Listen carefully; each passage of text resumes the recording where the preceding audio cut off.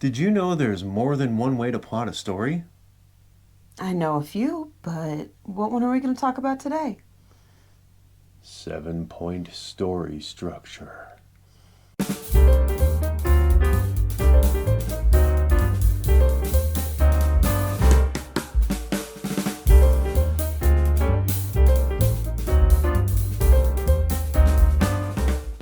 Welcome and bienvenue, welcome, come on in. Welcome to Lantern Writers Lab. I am NJ Sullivan. And I'm Celosia Crane. I am a best-selling author, podcaster, audio story performer, audio story writer, and producer. And who are you?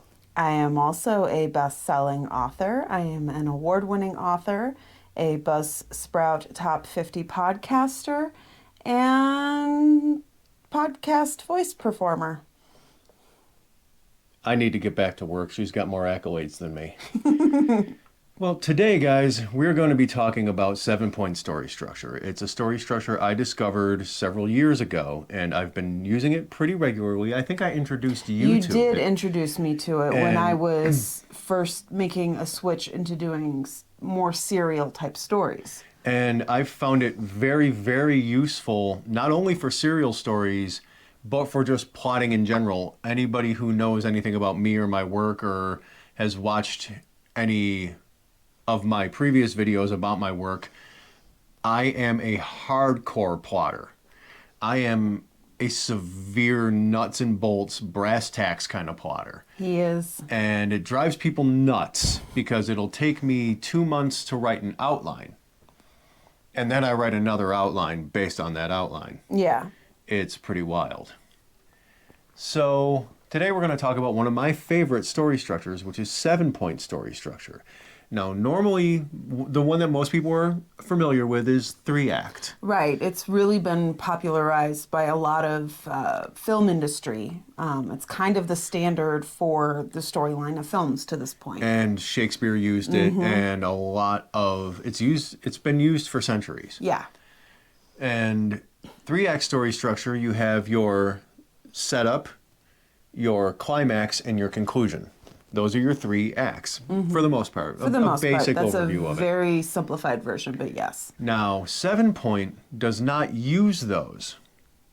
And in doing research for this episode, I actually realized that it's a bit more along the lines of the hero's journey.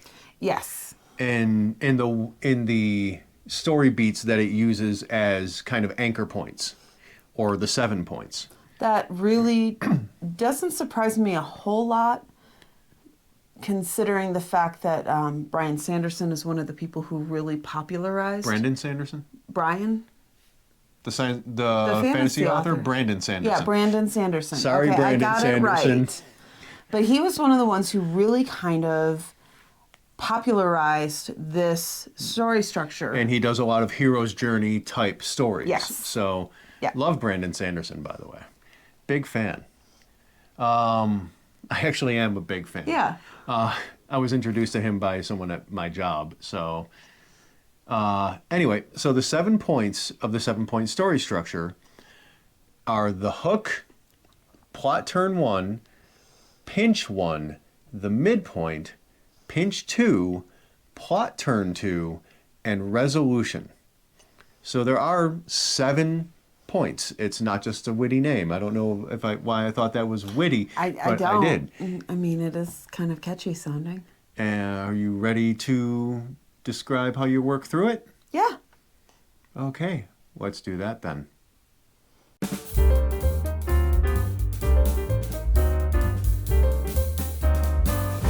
Now, as we said in our last little segment, the 7-point story structure is based on 7 story beats. 7 individual things that happen. And we're going to take a little bit of time right now to talk about what each one of them are before we get into what order you work them in, because you don't work them in chronological order. Right. You don't start with the hook and just work your way through. There's a little bit of a way that you work through them. Which makes it, for me, a lot easier. And we're going to be talking about that later on too. So the first one, as you said, is the hook. Yes. The hook is where the character starts. It is who they are at the beginning of the story. the ordinary world they live in, their day-to-day life, nothing crazy has happened. Well, maybe something crazy is happening, but it's their ordinary day-to-day life. It's introducing that character and the world they know. Mm-hmm. And that's going to change, and that's the point. Plot turn? Plot turn 1 is sometimes referred to as the inciting incident. It's that thing that kind of shoves your character into the adventure of the story, forces them to act. It's the threshold moment in the parlance of the hero's journey. Well, my brain went absolutely nowhere just now. One of my writing tutors likened it to Alice falling down the rabbit hole. Yes. Or Luke meeting Obi-Wan. Mm-hmm. I think that would be it in there. I may be wrong. Some people might say it would be the death of Uncle Ben and Aunt Beru.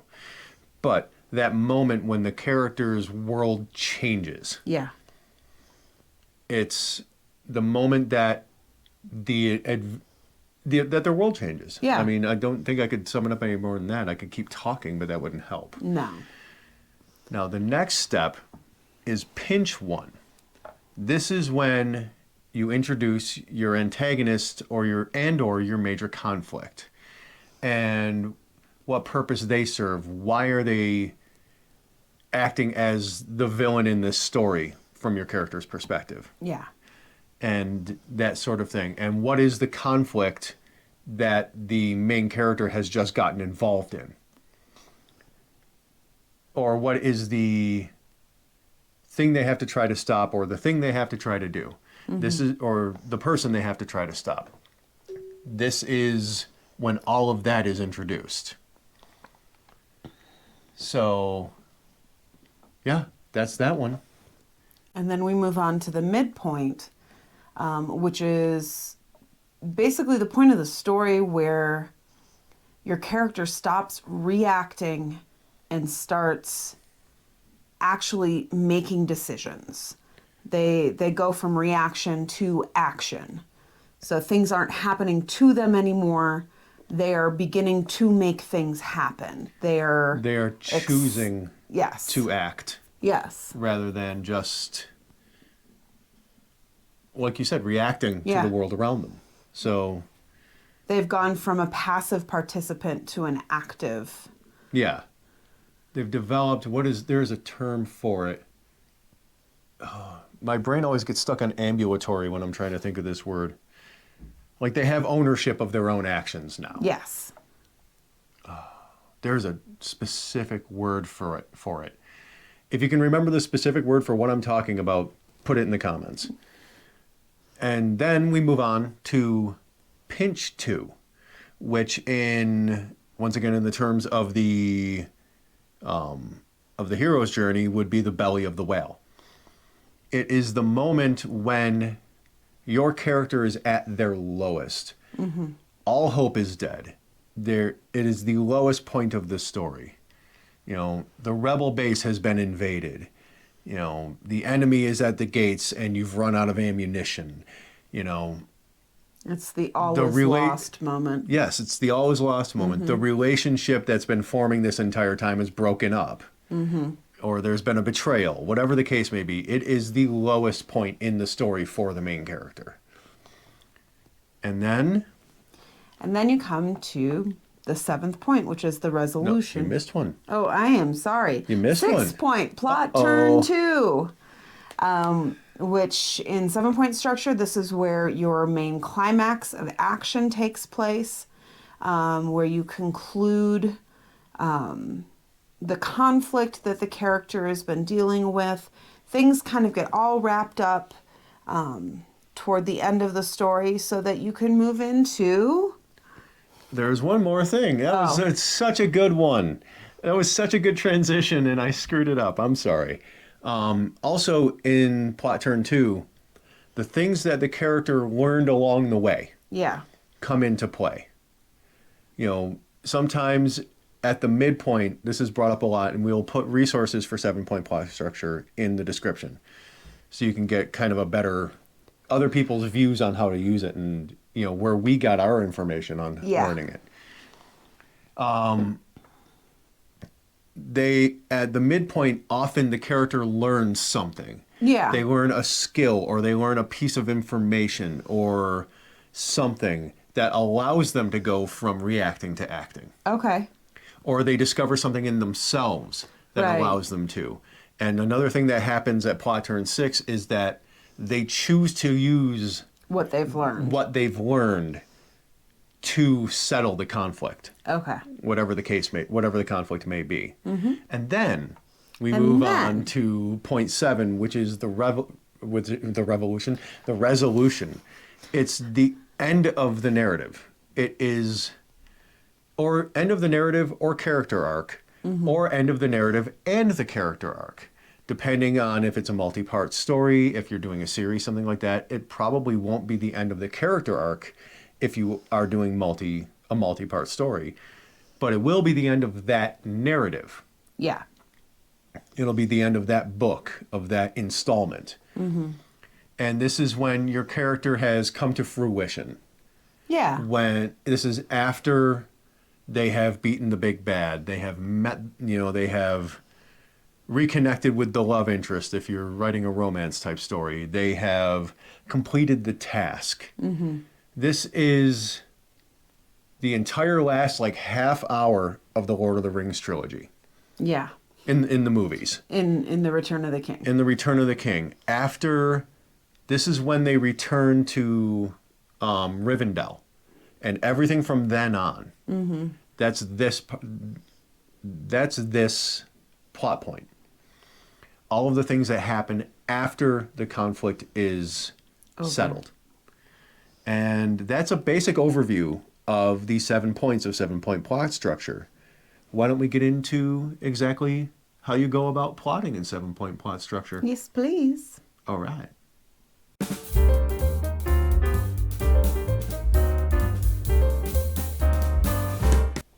Okay, let's talk about how you actually plot using 7-point story structure.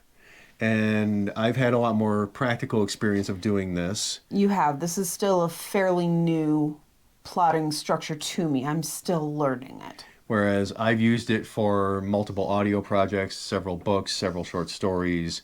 So, I'm much more used to it. Yes. So I'm going to be explaining it to you and to our lovely audience on the Tube of Views. Yes.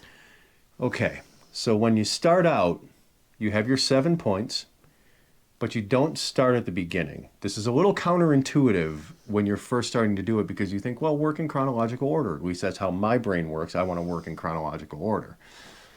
But you don't do that with 7-point structure. With 7-point structure, you begin at the end. You start with point 7, the resolution of the story. What is the end of the narrative arc and or character arc, depending on the story you're writing? So you know where you're going to land. Yeah. When you do everything else, you know where you're going to land. Yeah. And then you jump from point 7 to point 1, where your character starts, the ordinary world, where they come from, who they are then. So you have your ending and your beginning. And that way, you got to fill in the middle. So from writing your hook, writing point 1, you jump to the midpoint. The point at which your character goes from being a passive person in the story Yeah. to acting. They go from reacting to acting. They go from being passive to making choices positively that are their own and not just a reaction. And then you jump from there to what was the inciting incident that pushed them into this world? What was the change that forced them to react to begin with? Okay. From there, by the way, that's plot turn 1. So we're going 7, 1, 4, 2, and then you jump to plot turn 2, which is the climax of the story, the conclusion of the main conflict. That's plot turn 2, which is number 6. And then you jump to pinch 1, which is introducing the antagonist and or the major conflict. If you have an antagonist, you have a major conflict.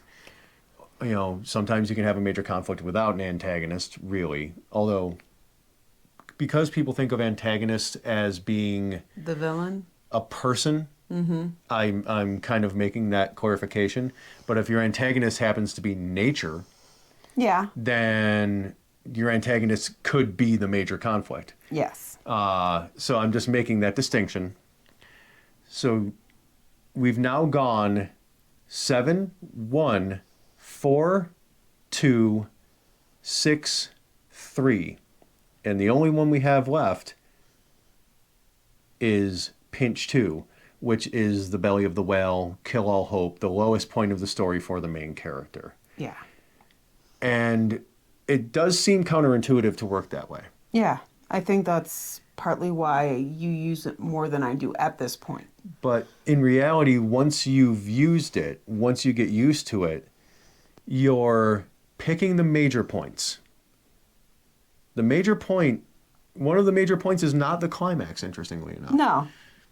It is the point when the character chooses Yes. agency. There Agency you was the go. word. They have their own agency. They're using their own agency to act.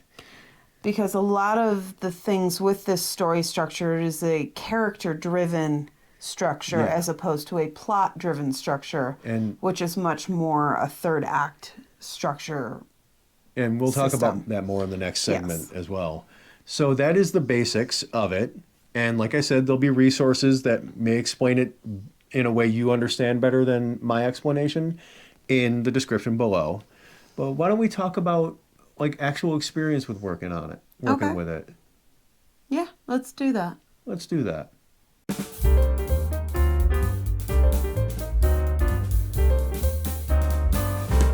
Okay, now that we have an understanding of what 7-act story structure is, let's talk 7-point? 7-point story structure. Man, I'm all over the place today.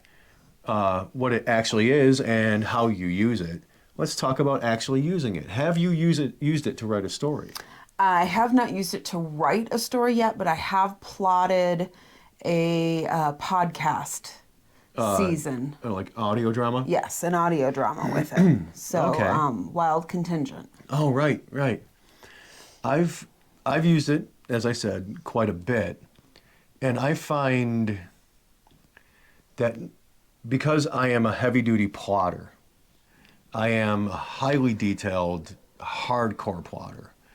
Using this structure breaks things down more. And it is a bit of a different, like the beats hit in different places than they do with 3-act structure. Yeah. But it's not just such an open, loose format. It's far more, rigid isn't the right word for it. Structured? Structured. Yeah. Ironically. Or unironically, I guess. And you can, knowing how the story ends is like knowing, it's like shooting an arrow. Yeah. You know where you want it to go. Mm-hmm. Now you got to figure out how you get there. Yeah. You know where you know what you want to hit, and then you know where you're starting from, Right. and you figure out the steps in between. Mm-hmm. And it just makes so much sense to me the way my brain works. I've written novels this way. I've written multi-episode audio dramas this way. Yep. Which is a serial, which we're going to talk about on a later episode. Serial stories and serialized stories and series really lend themselves to this structure. Novels do as well. Yeah. The 3-act structure, in my experience, it's just my experience, it doesn't lend itself as well to doing something like a serial or a episodic. It definitely Type show. seems to be a more individualized, as in contained within one book. Yes. You can use it when plotting a book series, but for the most part, especially with use in things like films, the major conflict is almost completely resolved by the end of the book. So there isn't as much leeway to go into a series. They're. Are you talking about 3-act or 7-act? 3-act. Oh yes, it tends to close in on more itself so. at the end. Yeah. In my experience, and apparently in yours as well. Whereas 7-act structure, if you're doing something like a 21 episode series, you can have 3 episodes dedicated to each of the points Yeah. and cover one long story with it. And Which is kind of what we do with it's the podcast. kind of what we do with our audio dramas. Yeah. Yes. And that way, and the interesting thing is, and I've done this as well, I did it with 2 episodes per plot point. But what I did was within those episodes, they each had a 3-act structure. Each one had a 3-act structure within it, but they were covering one point of the 7-point structure. Yeah.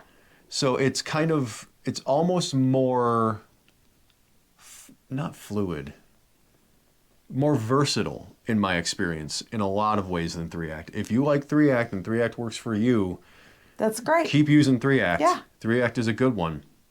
For me personally, the 7-point, it suits what the stories I write Yeah. and the way my brain works better. Yeah. So And that's a lot of what I believe story structure is there for, is to help you find the way that works best for you and works best for the story. yeah, it's organization is all it is. Yeah. It's all it's meant for is organization. Yeah. In my, the way I understand it. Maybe some English professor out there can tell me that, it's the language of nature or something, I don't know.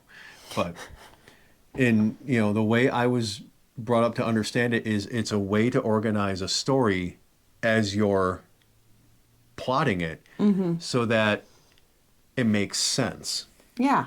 All plotting systems do that. That's the point of them. Which is why I can't be a pantser, because I wander off a lot. A lot.